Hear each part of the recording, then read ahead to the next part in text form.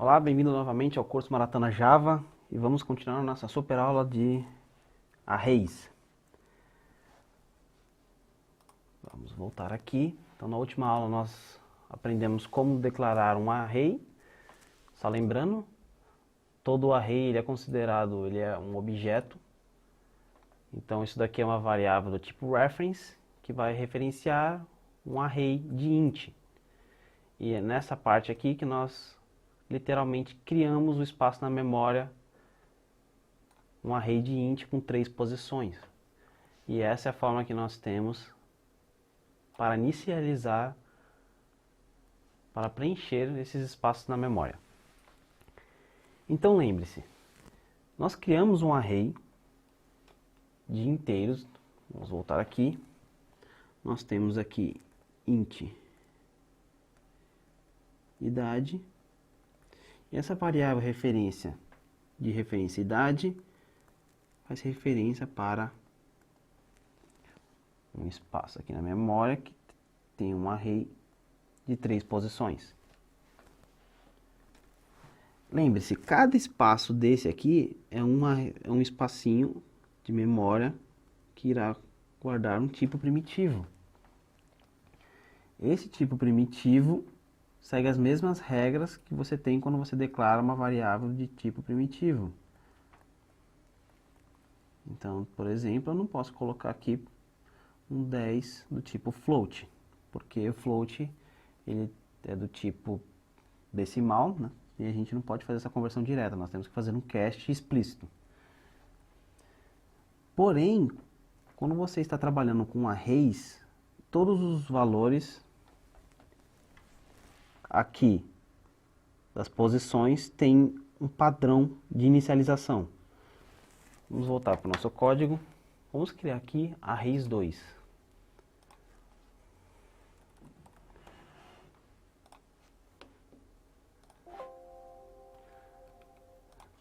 PSVM.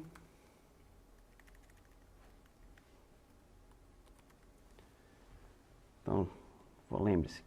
Primeiro vamos criar a referência para um array. Lembra que o colchetes pode ficar tanto aqui como pode ficar aqui. Se você colocar dos dois lados, será referência para um array multidimensional que nós vamos falar na próxima aula. New int 3.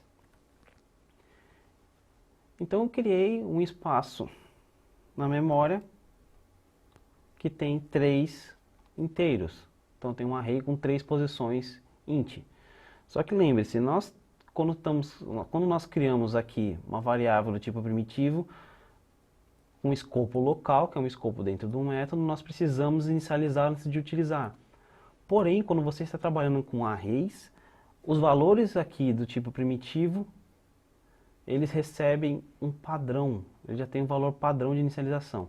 Então, por exemplo, vamos voltar Ctrl Tab aqui, vamos copiar essas 3 linhas. Então, eu quero imprimir, vamos renomear aqui para idades, posição 0, posição 1, posição 2. Então você vai se perguntar, ué, mas nós não colocamos nada lá dentro. Tem apenas um espaço de memória que nós criamos e não inicializamos. O que ele vai imprimir aqui? Shift F10, perdão, Ctrl Shift F10, Ctrl Shift F10, 000. Isso porque quando você está trabalhando com arrays, os espaços na memória para aquele array são inicializados automaticamente com alguns valores padrões, desculpa. Então, para inteiro, o valor padrão é 0. Então, automaticamente, quando você cria aqui 3 espaços lá no array do tipo primitivo int, automaticamente eles serão preenchidos com o valor 0. Por mais que você não faça nada, eles serão preenchidos com o valor 0. Então, quais são os valores preenchidos para cada tipo? Byte, short, int, long, float, double, todos eles serão 0. Para um array do tipo char, o valor será um Unicode representando um espaço vazio. Então, nós não veremos esse valor aqui, não. O que nós vamos ver é um valor vazio, será impresso um espaço em branco. Para tipos booleanos, será o valor falso. E para variáveis, para arrays do tipo reference, arrays de objetos, será null. Então, por exemplo, nós podemos trocar aqui, nós podemos colocar aqui float, new float. Estamos criando um array de float, Shift F10, nós temos aqui o valor 0. Ele tem o ponto porque é um 0 decimal. Se nós colocarmos aqui, copiar aqui o boolean, criamos um espaço na memória que vai guardar 3 booleans. Nós temos false, false, false. E se nós criarmos aqui tipo char, Shift F10, nós temos aquele espaço em branco.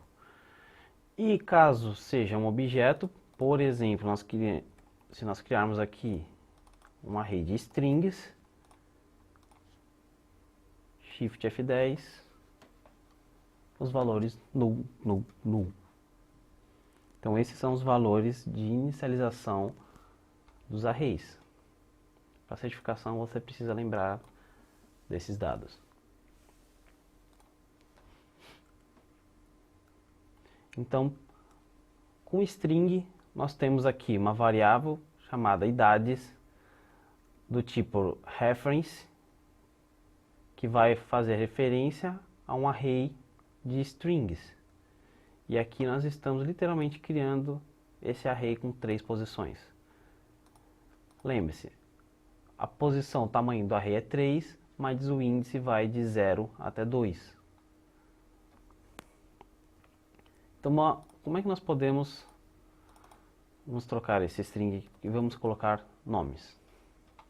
Vamos apagar esses valores. Então vamos colocar 3 nomes aqui. Na posição 0, vamos colocar Maria. Nomes. Na posição 1, vamos colocar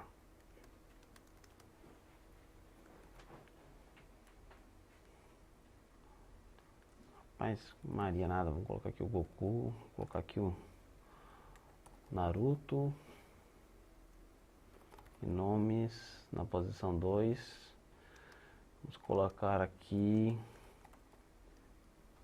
o Luffy. Então, se você não quiser imprimir manualmente, a primeira coisa que nós podemos fazer é um for. Vamos criar um for começando de 0. Por que de 0? Porque o índice começa em 0. E menor, qual o tamanho do meu array? Se você colocar 2, o que vai acontecer? Ele vai imprimir, ele vai participar, vai fazer a iteração 0, a interação 1. Quando ele for fazer a interação 2, ele vai sair do for. Vamos ver aqui o resultado disso na prática. Salt, nomes, em que posição? Eu quero nomes na posição I. Ctrl Shift F10. Ele pulou o último número, por quê? Porque nós erramos aqui na condição. Eu não quero menor que 2, eu quero menor igual a 2. Ou eu quero que seja menor que o tamanho do array, 3. Shift F10.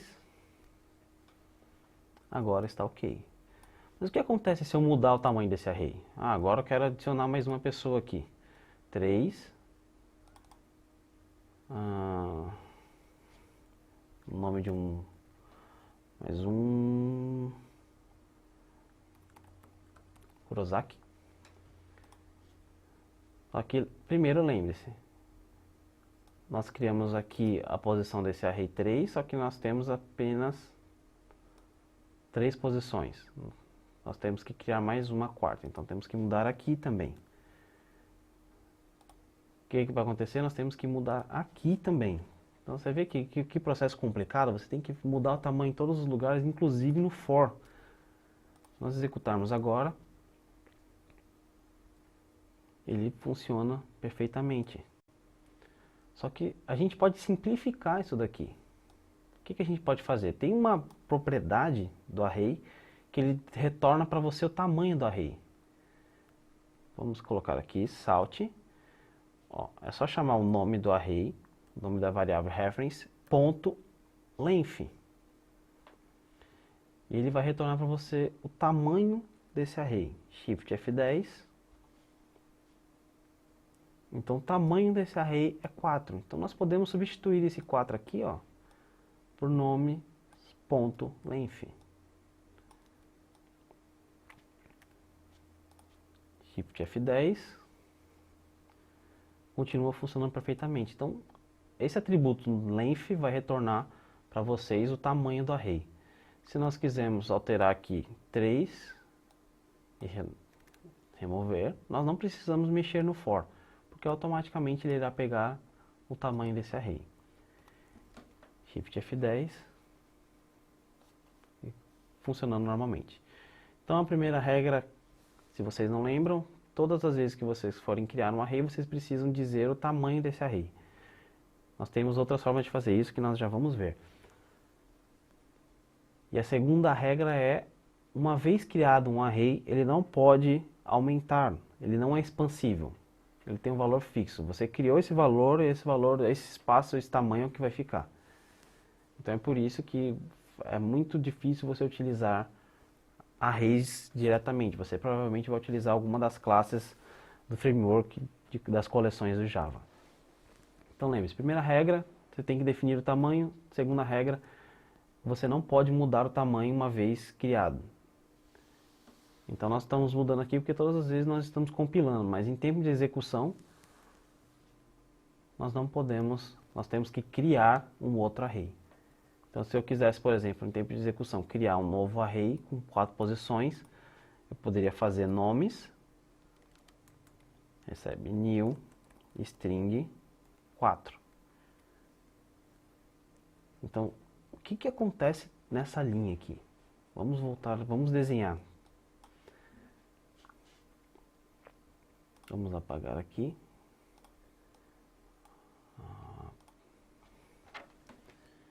Apaga,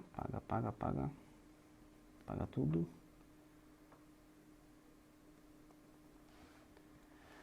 Nós temos nossa variável de referência nome, que está fazendo referência para um array de 3 posições. Que é aqui que você tem o Naruto, quem mais? O Goku e o Luffy. Quando chegar na linha 19, o que você está fazendo é você está criando um novo espaço na memória com 4 posições. Então, na linha 9, o que está acontecendo é você cria agora um espaço com 4 e essa referência deixa de existir. E esse cara vai referenciar aqui. Ou seja, você não consegue mais trabalhar com esses valores, porque você perdeu a referência dele. Não tem nenhuma outra variável de referência que sabe onde esses espaços na memória estão. Então o que vai acontecer é que o Java, nós vamos ver depois, ele tem um cara chamado Garbage Collector, que vai apagar esse cara da memória.